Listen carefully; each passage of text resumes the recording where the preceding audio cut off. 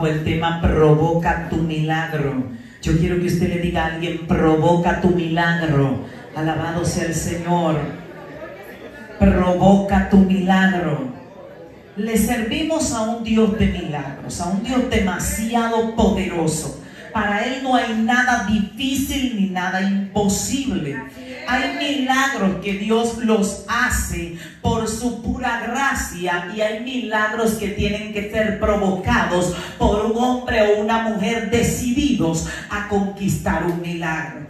Vemos a Jesús en la Biblia haciendo milagros donde Él llegaba donde personas y Él sentía compasión y hacía el milagro. Cuando Él ve a la viuda de Naín que viene llorando su hijo, Él sintió compasión o pena o lástima y detuvo el féretro y hizo el milagro. Pero vemos a la mujer sirofenicia que Jesús no le tuvo pena ni le tuvo compasión. Ya tuvo que pelear por su milagro, provocarlo, insistir a Jesús y clamar a Dios hasta que el milagro fuese hecho. Por eso tenemos que estar dispuestos a dos cosas: o a que Él nos mire con compasión, o a provocar el milagro con nuestra fe. ¿Cuántos son provocadores de milagros? Esta mujer, dice la Biblia, que tenía 12 años padeciendo de un flujo de sangre. Tenemos que entender que no estamos viviendo el mismo tiempo. En aquel tiempo no había forma de hacer cirugías, sino que las personas tenían literalmente que depender de un té o una medicina de hierba que le dieran los médicos de ese tiempo, o de un milagro. Tanto así que la gente le daba una desintería o una diarrea, como comúnmente conocemos, y se morían de eso porque no había medicamentos que pudieran detener eso. La gente moría hasta de fiebre. Entonces ella está pasando por un flujo de sangre. Si hubiese sido en este tiempo, pues le estirpan los ovarios, el útero y todo lo que produzca hemorragia, y la mujer no tiene problemas. Pero en ese tiempo no habían cirugías de esa magnitud, y la mujer con ese sangrado era considerada inmunda. El pueblo la consideraba inmunda, y dice la palabra del Señor que ella había sufrido mucho en manos de los médicos. Quiero que observemos algo aquí. No hay nada malo en ir a los médicos. Ahora, los médicos de ese tiempo no eran como los médicos que usted y yo conocemos. Eran curanderos, eran personas que trabajaban con hojas, con verbajes, con trabajos de hierbas para poder curar a las personas. Y ella había ido a los médicos, le habían dado todos los testes que ellos sabían dar, le habían hecho todas las oraciones que ellos sabían hacer, y no le había funcionado nada. Y dice la palabra del Señor que ella oyó hablar de Jesús. Y dice la Biblia que cuando ella escuchó esto, dijo: yo sé que si toco el borde de su manto, yo me sano. Ahora vamos a colocarnos en la posición de esa mujer. Esa mujer tenía un flujo constante. En aquel tiempo ella no podía tocar a la gente sana porque ella era considerada inmunda. Si se daban cuenta que ella estaba en medio de la multitud, la iban a matar a pedradas. Por el sangrado que tenía, la mujer tenía que estar en un estado grave de debilidad. Me parece ver el enemigo y la duda diciéndole a ella: tú estás demasiado débil. Pero ella decía: yo sé que si toco el borde de su manto, yo me sano. El enemigo le decía: tú no puedes caminar. Y ella decía: yo sé que si toco el borde de su manto, yo me sano. Yo no sé lo que te está diciendo a ti el enemigo ni la duda, pero tu fe tiene que sobrepasar los obstáculos y decir: yo sé que Dios va a cambiar mi vida. Yo sé que Dios va a cambiar mis hijos. Yo sé que Dios va a cambiar mi historia. ¿Cuántas cosas pudieron llegar a la cabeza de esta mujer? El temor diciéndole: te van a descubrir, todo el mundo te conoce, y desde que se den cuenta que tú estés entre la multitud, te van a matar. Y si se dan cuenta que tú tocaste al Nazareno, porque el Nazareno era un rabino, era un justo, y ella no podía tocarlo. De hecho, la ley decía que si ella tocaba a un hombre justo, ese hombre justo quedaba inmundo y tenía que apartarse de la multitud por un tiempo hasta que fuera purificado. Entonces esa mujer, la duda le estaba diciendo: no lo vas a lograr. Pero ella estaba convencida. Ella estaba débil en la carne, pero su fe era fuerte. Y ella dijo: yo sé que si toco el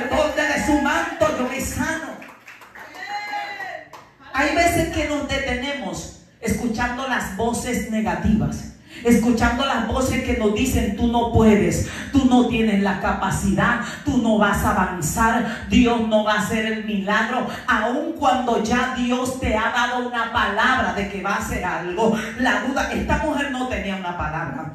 ¿A cuánto Dios le ha dado palabra de los que están aquí? Le ha dado promesas. Esta mujer no tenía promesas.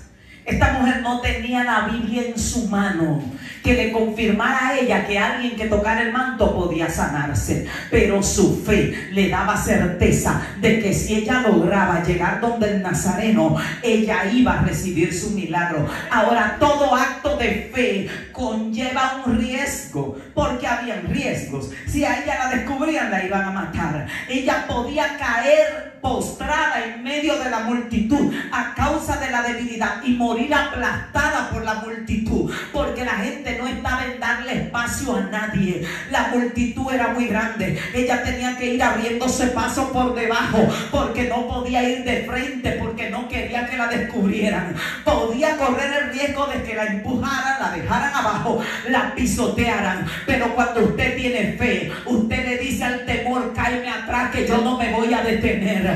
Cuando usted tiene fe, usted le dice a la duda: si quiere, acompáñame, pero no me voy a quedar a ver qué pasa, yo voy por mi milagro. No me voy a paralizar por el temor. Y cuando usted no tiene miedo, el infierno se quita del medio. Cuando usted no tiene miedo, el milagro viene de camino hacia usted. Cuando usted no tiene miedo, usted va a avanzar por encima de la adversidad. Esta mujer, todo lo que le llegó a la cabeza, ella lo superó. Si tenía parientes, tuvieron que haberle aconsejado: no te atrevas, es un suicidio caerle atrás al maestro. Pero ella decía dentro de ella: yo sé que si yo toco el borde de su manto, yo me sano. Y la fe es algo que cuando usted comienza a creer y a declarar la palabra, usted se pone como loco, porque usted no escucha consejo del diablo. Y usted dice: estoy decidido a creerle a Dios, y si me muero con él, pero voy a hacer lo que él me ha dicho que haga, por encima de la duda, por encima de la guerra y por encima de la batalla. Cuando decidimos provocar un milagro, tenemos que entender que vamos a pelear. Con quien primero peleamos es con nosotros mismos. Tu misma humanidad te dice: es imposible. Tienes que derrumbar tu humanidad. Luego va a venir la duda diciéndote: ¿cómo te atreves a creer algo así? Imposible. Y tienes que derribar la duda. Y luego que tú derribas tu humanidad y derribas la duda, dice Satanás: ahora me toca a mí. Por eso es que la gente que se pone a creer dice: ¿y por qué Dios se tarda tanto? Porque yo estoy creyendo. Tal vez te derrumbaste a ti, te convenciste tú, pero la duda todavía te está dando batalla. Y luego que acabes con la duda, va a venir el enemigo a decirte: pero de verdad tú crees que el Dios tuyo va a hacer ese milagro. Y te va a decir: mira lo que dijo el médico, mira lo que dice la familia, mira lo que dice la estadística, mira lo que dice el pronóstico. Y es ahí donde tu fe le ha dado galleta al diablo y dice: lo que dice el médico yo lo sé, pero lo que dijo papá es lo que ve en mi vida. Lo que dice la estadística lo conozco, pero yo conozco un Dios que cambia la estadística. Pero tiene que ser un provocador de milagros. Son gente violenta. Violenta. Yo tengo un nieto pequeño, y ese nieto, el doctor había dicho que él iba a nacer si nacía con problemas. Luego que el bebé nace, que no nació con problemas, Dios me había mostrado que el bebé nacía muerto. De hecho, cuando el bebé nació, la doctora me dijo: no cuenten con él. Lo llevaron negrecito, no lloraba, prácticamente se pasó en el vientre de la mamá, estaba amarrado por aquí. Lo internaron como 3 semanas, y cuando yo iba y preguntaba por el bebé, a mí me decían: él es el más grave de todos los que están ahí. Y yo le decía a ella, pero él no se ve tan mal, el cuerpecito está bien. Ella decía, el cuerpo está bien. Pero aquellos niños tienen los pulmones que no le han madurado, pero los pulmones del bebé suyo no le funcionan y no le sirven. O sea que no es que no han madurado, es que no funcionan. Y lo conectaron a unos aparatos y el doctor me decía, él está vivo por los aparatos. Usted decide si lo desconectamos y lo entierran. Y yo recuerdo que miré al doctor, yo tenía que irme a una campaña a predicar y yo le dije, déjelo ahí, vamos a dejarlo 15 días y vamos a clamar al Señor. Y dejaron el bebé ahí, lo desconectaban cada semana y el bebé se moría. El doctor me llama y me dice, tenemos 2 semanas con el bebé y no se ha podido alimentar. El bebé se muere desde que lo desconectan. No, los pulmones no le sirven y no hay forma de que podamos hacer una operación de pulmón y los 2 pulmones no le funcionan al bebé. Y yo recuerdo que estando en un evento, le había dicho al papá del niño, si llaman y lo recogen para que recojan el cuerpo, no se lo digan a mi hija, pero yo estoy creyendo por un milagro, porque la verdadera fe se prepara. Tú sabes que vas a correr un riesgo, Dios puede hacer el milagro y lo va a hacer, pero tú dices, pero si no lo hace, voy a seguir creyendo como quiera, no me voy a postrar, no me voy a doblar, porque Dios no tiene límites. Y estando yo ministrando en el evento a las 2 de la tarde, que le iban a quitar los aparatos al bebé porque ya no había forma de sostenerlo más tiempo ahí, sonó mi teléfono. Y antes de sonar el teléfono yo vi una visión que un ángel entraba intensivo, inyectaba al bebé aquí y le daba en el pecho un golpe. Y yo veía como el bebé pataleaba. Yo estaba en otra ciudad y estaba viendo una visión. Cuando mi teléfono suena, es la doctora dando gritos diciendo un milagro. Cuando desconectamos el bebé parecía morirse, pero de repente comenzó a llorar, comenzó a respirar y el bebé se está alimentando. No vengan a recoger el cuerpo, vengan a buscar lo que está de alta, porque el Dios del cielo hace milagros y maravillas. Pero con el niño había pasado algo, y es que los doctores, cuando estaban haciendo el parto, me dijeron, estamos intentando salvar a la madre, y al bebé no le prestaron mucha atención porque ellos creían que ya no tenía forma de salvarse. Y no sé si porque ellos hicieron una mala práctica o porque venía así, el bebé nació con las patitas hacia atrás como un patito, así.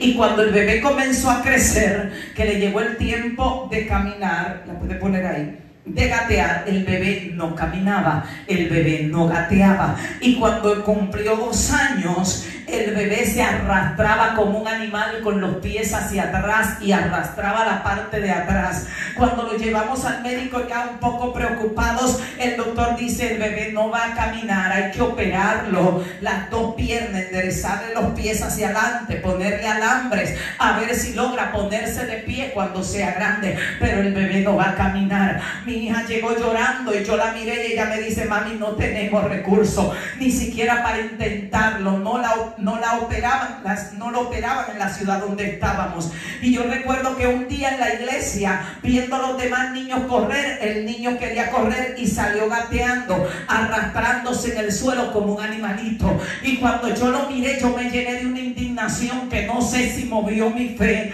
pero yo agarré al niño por el brazo y lo levanté hacia arriba, y la hija mía me lo quitaba de la mano y yo lo arrastré durante 1 hora en la iglesia, de aquí para allá, sujetado por el brazo, llorando y diciéndole al Señor, no le diste vida para que se arrastre como un animal toda la vida. ¡Aleluya! Y el mismo Dios que le dio vida es el Dios, aleluya, el mismo Dios que le dio vida es el Dios que puede arreglar sus pies. ¡Amén! Para que camine. Y yo lloraba y la hija mía me decía, mami, yo lo sujeté fuerte, le clavé las uñas y le dije, suéltamelo, que él no se va a arrastrar toda la vida como un animal. Y yo duré 1 hora llorando y caminando, diciendo, tú eres Dios y no le diste vida para que se arrastre como un animal. Y yo recuerdo que cuando terminó el culto, la niña mía se lo llevó y me dijo, mami, está bien, a mí también me duele verlo así. Al otro día ella me llama a las 6 de la mañana dando gritos, mami, el bebé amaneció con los pies derechos, lo encontré parado dando pasos, el bebé está caminando, tiene los pies derechos. Te estoy hablando que hay milagros que hay que provocarlo, hay milagros que hay que mover a Dios. moverlo, tú tienes que moverlo a Él a que se mueva para donde tú estás. Aquí hay gente provocadores de milagros que le van a decir a Dios: yo voy por mi milagro, yo no voy a dejar de creer, yo cancelo el diagnóstico médico, yo cancelo el pronóstico, pero yo voy a creer que el Dios mío hará un milagro. Si no, el bebé no caminará, ahí está derechito. Tiene ya 12 años. Los pies se le enderezaron hacia adelante y el bebé comenzó a caminar normal. Entonces el Dios del cielo hace milagros. Esta mujer decide ir detrás de Jesús. Y cuando ella llega donde Jesús, dice que ella tocó el borde de su manto y ella se sanó. Dice que Jesús mira hacia los lados y dice: ¿quién me tocó? Porque ese no fue un milagro que Jesús provocó, ni que Jesús ordenó. Ese fue un milagro que lo provocó ella, lo arrebató ella y se lo llevó ella. Y hay gente con fe que tienen que ir a Dios y decirle: papá, yo vine por mi milagro y me lo llevo. Yo sé que tú sanas, yo sé que tú libertas, yo sé que tú abres puertas, yo sé que tú rompes cadenas y yo creo que tú lo haces. Dice que Jesús dijo: ¿quién me ha tocado? Los discípulos le dicen: maestro, la multitud te está apachurrando, apretando por todos lados. ¿Cómo vamos a saber quién te tocó? Y él dice: no, alguien me tocó. Porque no fue que me apretaron. Él sabía que el toque había sido alguien con fe. Porque la gente de fe grande tiene una particularidad, y es que van y se llevan el milagro. Oiga, Jesús pregunta: ¿qué pasó?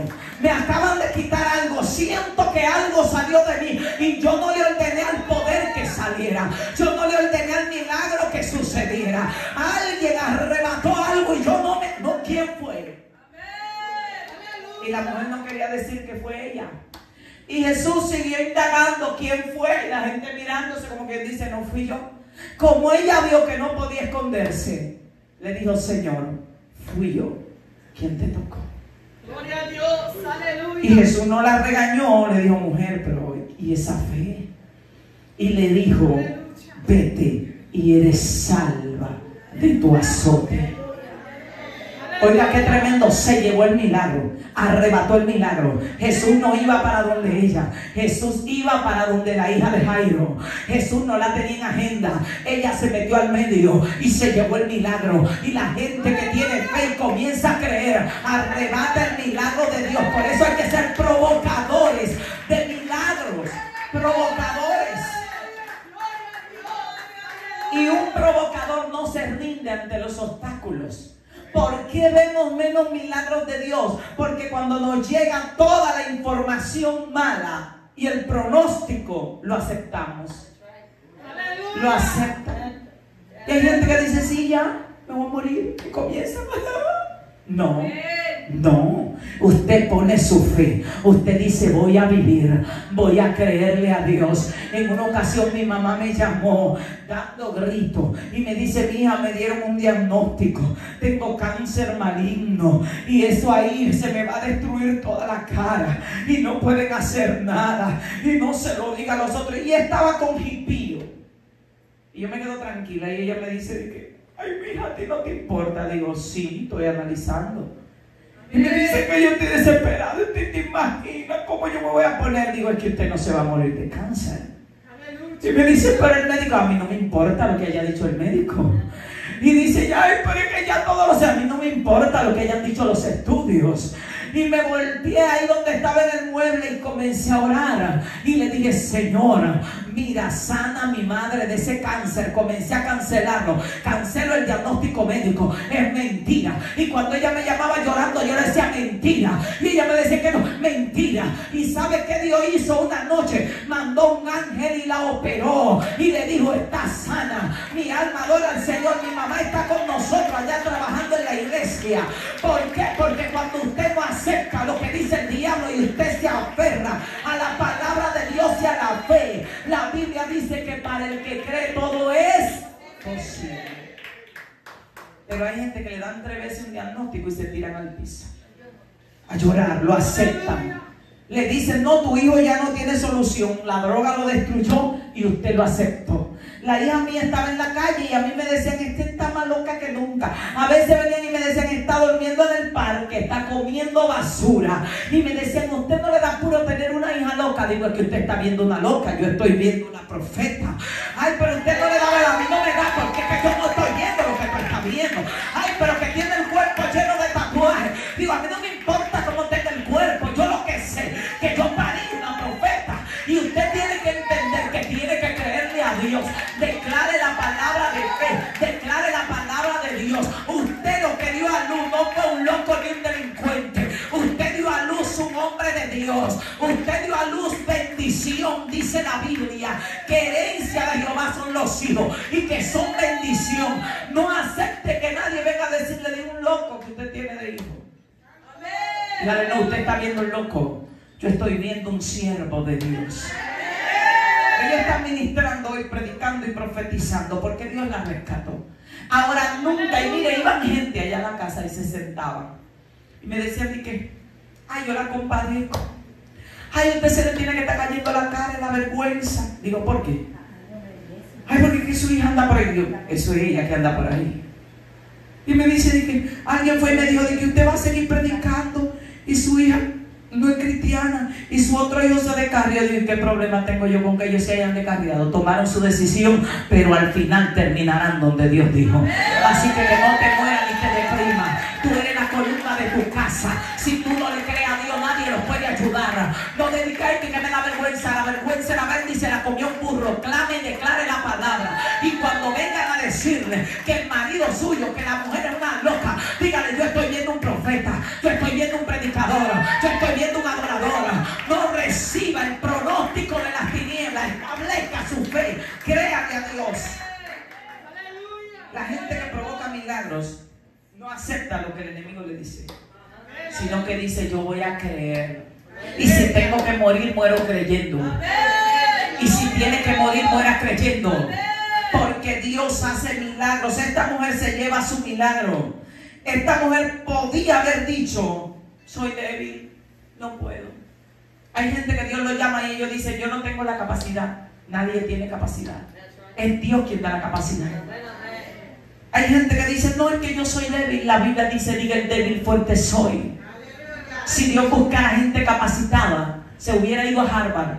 ¿Y sabe lo que Dios hace? La mayoría de gente que recoge son los vil, los menospreciados, los que no pudieron estudiar, que están tirados por ahí. Dios recoge muchísima gente así, el drogadicto, el alcohólico, la ex prostituta. El Dios del cielo no anda buscando científicos, aunque llama a todos. Él no dijo, tráiganme todos los científicos para predicar el evangelio. Él dijo, búsquenme lo vil, lo menospreciado, lo que no es, para deshacer lo que es. Lo único que Dios quiere es alguien que le diga, yo estoy aquí, yo no puedo, yo no sé hacerlo, pero por tu palabra yo lo voy a hacer. Por tu palabra yo voy a hacer lo que tú has dicho que yo tengo que hacer. Y esta mujer se levanta porque ella decidió vencer la duda. Ella decidió provocar su milagro. Yo no sé cuál es el problema que tú tienes, pero si tú le crees a Dios, el problema se puede solucionar. He visto a Dios hacer milagros de todo tipo. He visto a Dios dar hijos a mujeres que no pueden dar hijos. He visto a Dios sanar de cáncer a gente que ya tenía pronóstico de muerte. He visto a Dios dar vida a gente que ya le dijeron que no tenía vida.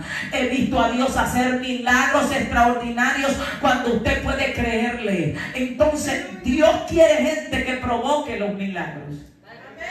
Esta mujer no salió de que yo voy a ver si Él tiene compasión de mí. No. Ella dijo, no, yo voy a tocar el manto. Él no necesita verme, Él no necesita ponerme la mano, Él no necesita declararme la palabra, Él no necesita hacer una oración por mí, Él no necesita saber que yo estoy ahí. Yo sé que si yo me agacho y agarro un pedacito del manto, me sano. ¿Y sabe qué pasó? Se sanó. Y si esa mujer que no era hija, porque todavía Cristo no había muerto y el Espíritu Santo no estaba en ella, tenía esa fe. ¿Qué fe no tenemos que tener usted y yo con el Espíritu Santo adentro? Tenemos que agarrar todo pronóstico del diablo y romperlo y decir, yo voy a creerle a Dios. Porque ella no tenía el Espíritu Santo. Esa mujer creyó en carne propia. Cristo no había muerto en la cruz todavía. Todavía ella no estaba lavada con la sangre. Ella solo creyó y dijo: si lo toco me sano. Y se sanó. Había gente apretando a Jesús, gente enfermo y de todo tipo que no se sanaron. Porque Dios no obra de acuerdo a la necesidad, sino de acuerdo a la fe. Y esto tenemos que tenerlo muy claro.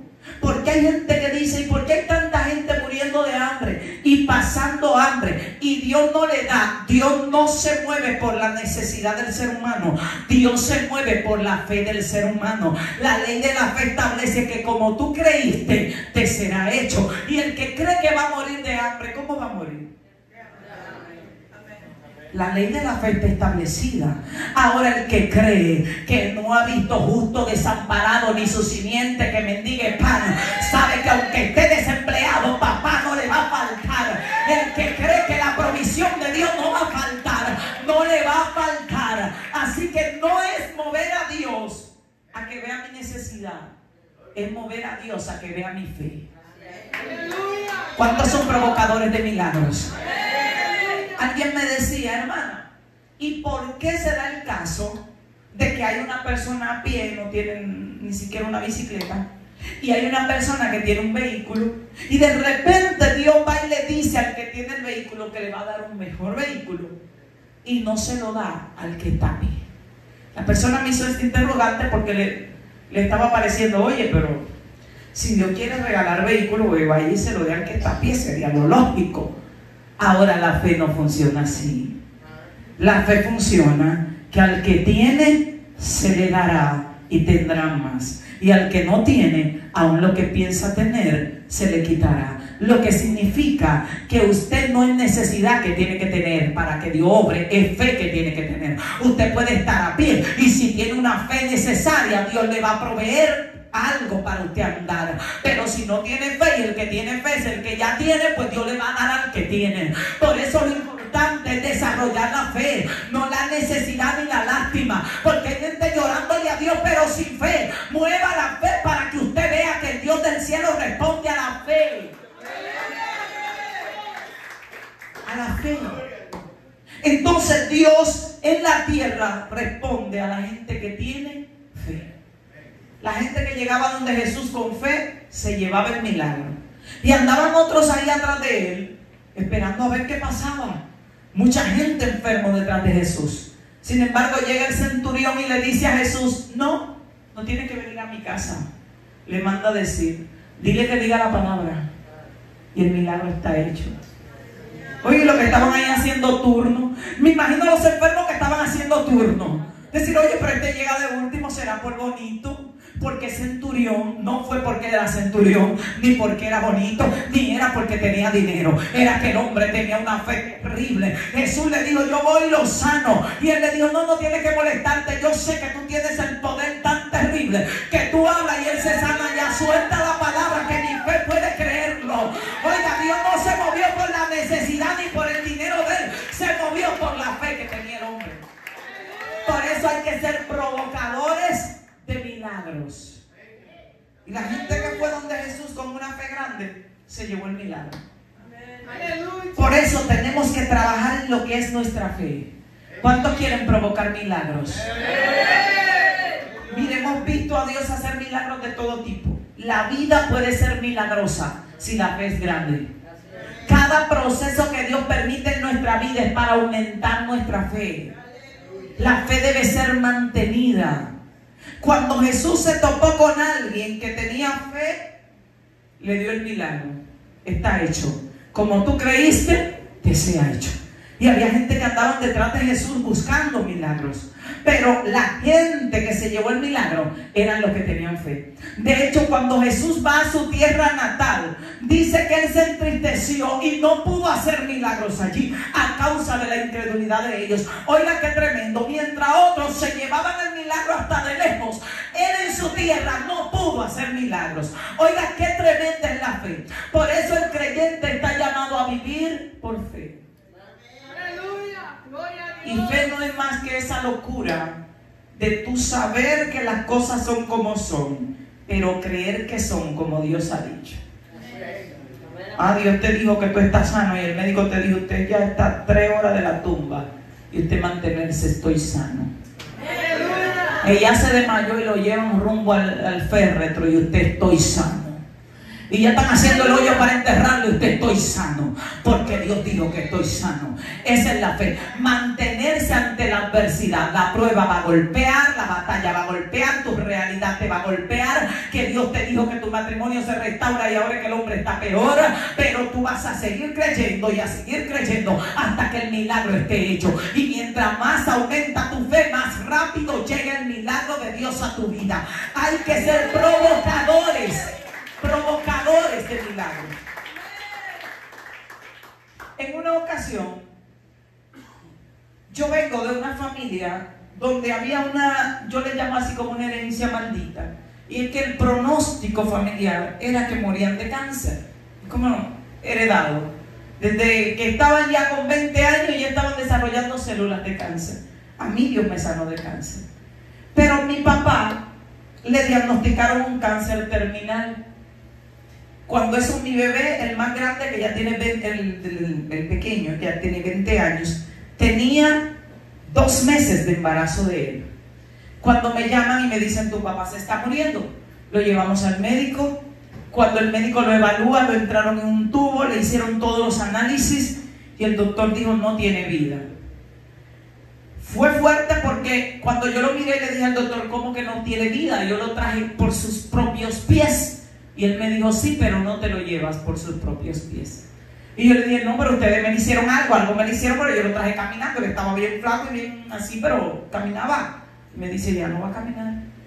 Y me dijo, ven, yo quiero que observes. Le entraron un tubo con una cámara por acá, y me pusieron a ver por dentro. En ese momento yo le dije al Señor, Señor, anótate que cuando a mí me toque que sea de repente, por favor. Porque yo vi a papi como aún anestesiado, como la incomodidad que tenía de esa cosa que le entraron por la boca. Fuerte, hasta el intestino. Y el doctor me dijo, mira cómo está por dentro, no tiene vida. De ahí lo llevamos al hospital. Yo tenía dinero, habíamos hipotecado la casa de papi para tratar de salvarle la vida o hacer algo. Y se lo tiré al doctor ahí en la clínica y él me dijo, llévenselo, yo no le puedo quitar ese dinero, él no tiene vida. Digo, pero por lo menos haga que coma. No, él no va a poder comer, ni va a poder orinar, ni va a poder evacuar. Tu papá no tiene vida. Mire, cuando ese doctor me dijo eso, usted sabe cuando la fe de uno como usted se siente impotente, como que cómo va a ser que se me va a morir ahora. Lo llevamos al hospital. Cuando lo llevamos al hospital, él no le paraba el dolor, no había nada que le calmara el dolor. El diagnóstico, mi papá tenía el pulmón izquierdo perforado por el cáncer. Mi papá tenía los intestinos perforados por el cáncer. El hígado tenía cirrosis hepática en el hígado, estaba destrozado por dentro. Tenía hoyo en los intestinos, no podía comer porque se le regaba la materia fecal dentro. No podía tomar agua porque no podía producir orine porque también se le regaba por dentro. Y el doctor me miró y me dijo, mientras él esté respirando, no puede comer ni beber nada. Y era como dejar morir a mi papá de hambre.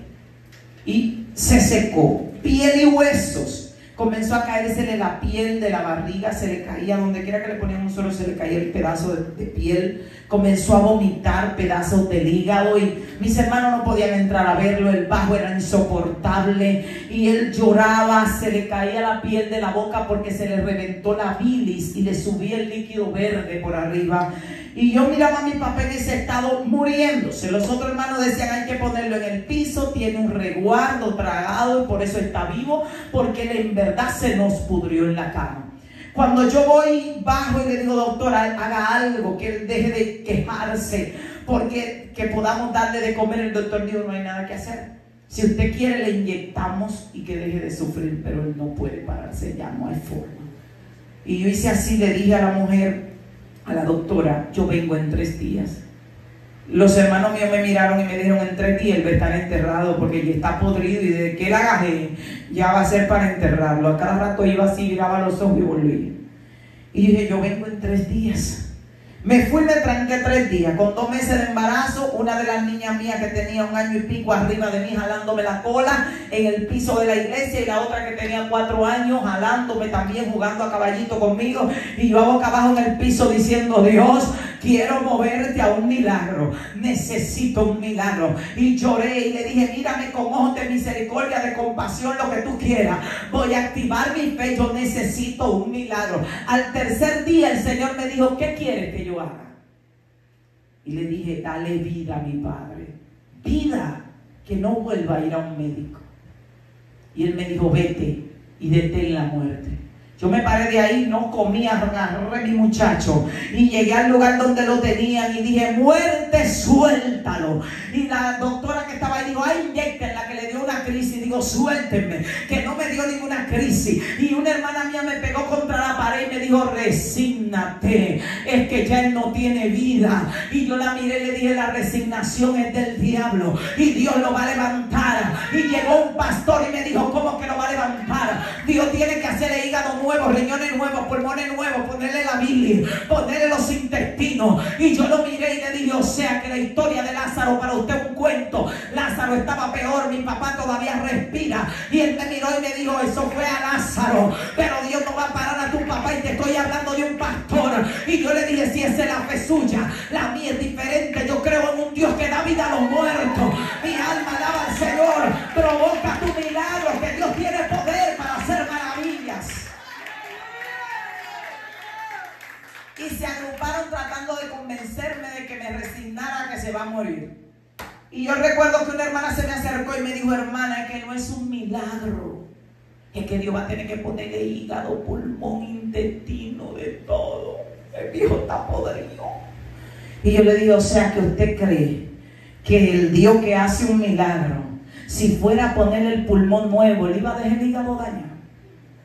Y ella me mira así, me dice: a usted hay que darle un calmante, usted tiene 3 días de hambre para que se calme. Digo: no me voy a calmar, es que el Dios mío al que yo le sirvo es demasiado poderoso. Denme el viejo que me lo llevo. Y me decían: lo voy a enterrar tú sola. Digo: dénmelo. No me lo quisieron dar para llevármelo, y antes de irme le dije: se van a cansar de esperar que se muera, y cuando se cansen me lo mandan para mi casa, porque Dios lo va a levantar y le va a dar vida. Mi alma adora al Señor. Y mis hermanos amanecían ahí y a cada rato gritaban porque él hacía así, y volví a respirar. Y ellos amanecían ahí, ya tenían 3, 4 noches ahí esperando. Ya, no todavía. Ya. Y en esa noche, porque yo tuve que irme a cuidar a mis hijos, me sueño que un ángel toca el vientre de mi papá, y cuando lo toca él comenzaba a retorcerse, y yo veía que caían bolas como de piedra por atrás, como si estuviera evacuando piedra, y él gritaba, y era una visión que yo estaba viendo, y el ángel me miró. Cuando yo voy al otro día donde tienen a papi, digo: ¿cómo está? Me dicen: bueno, él está que se muere y vuelve, se muere y vuelve, pero pasó la noche con unos gritos, y cuando revisamos el pamper está expulsando como piedras. Y yo le dije: dénmelo, que el viejo no se va a morir. Y como ya yo estaba con los ojos aquí atrás de esperar que el viejo se muriera, me dijeron: llévatelo, mija, cualquier cosa tú nos llamas y corremos para allá. Me lo llevé. Papi comenzó a engordar. Los huecos que tenían, que se le veían hasta las costillas por ahí, comenzó a subirle la carne y a cerrar. Y a los 6 meses mi papá estaba de pie, gordo, caminando, totalmente sano. Cuando lo llevé al médico, la doctora casi se cae por la escalera y decía: pero Dios mío, ese viejo, yo creía que ya los huesos estaban blancos. Cuando lo examinaron estaba totalmente sano. Ya hace 20 años mi papá está ahí viviendo y coleando. Mucha gente se convirtió. Los recordatorios que ya lo tenían hecho tuvieron que quedarse hechos, porque dijeron: vamos a hacer los recordatorios mientras él está vivo para tirarle la foto con vida. Tuvieron que quedarse, la casa se quedó limpia y Dios le dio vida a mi padre, pero tuvo que haber alguien que provocara un milagro. Y Dios te está desafiando: provoca un milagro para tu casa, provoca un milagro para tu matrimonio, provoca un milagro para tus hijos. Tienes que creerle a Dios y hay que vencer en medio de la guerra. Porque usted cree que mientras yo estaba clamando a Dios, el enemigo no venía, y cada vez que mi teléfono sonaba me decía: se murió, estás perdiendo el tiempo, se va a morir. Y yo: mentira, te van a llamar y te van a decir que murió. Yo: mentira, creyéndole a Dios, y Dios le dio vida. Entonces ese es el Dios que le servimos. Dios solo necesita gente que le crea. Dile al que está a tu lado, provoca tu milagro. Provoca tu milagro. Y es en todos los sentidos que Dios hace milagros. Dios hace milagros financieros. Dios hace milagros de trabajo. Dios hace milagros de sanidad. Dios hace milagros de salvación. Dios hace milagros. Dios crea órganos a gente que no tiene órganos, que no funcionan sus órganos. Por eso Dios quiere que tú provoques un milagro.